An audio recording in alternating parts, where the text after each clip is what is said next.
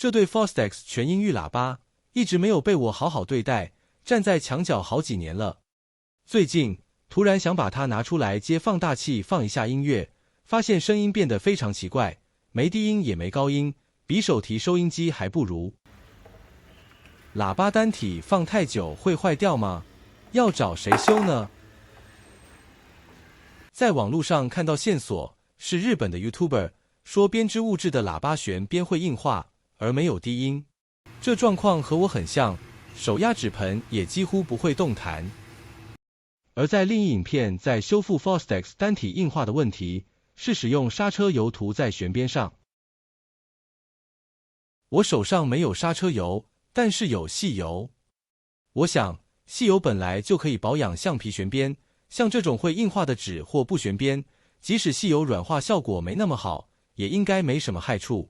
感觉刹车油还比较有腐蚀性呢。就抱着决心试试吧。细油直接往旋边注入，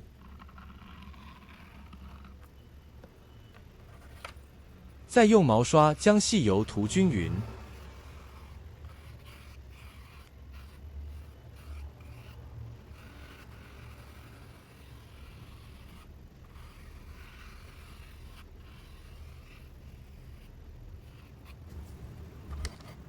反面也给它涂一涂。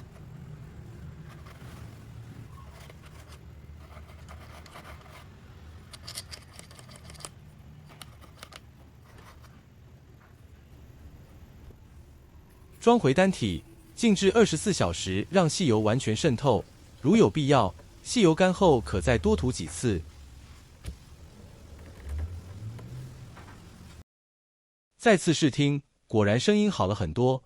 但是因为不想移动主喇叭，所以现在这对全音喇叭放的位置，低频还是不够，但是修复后声音已经改善很多。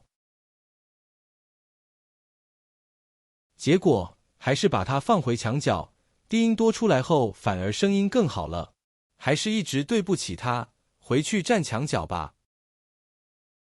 不知以我三脚猫的木工技术来做一个这样的被附在号角音箱，低音会不会比 TQWT 音箱增强多一些？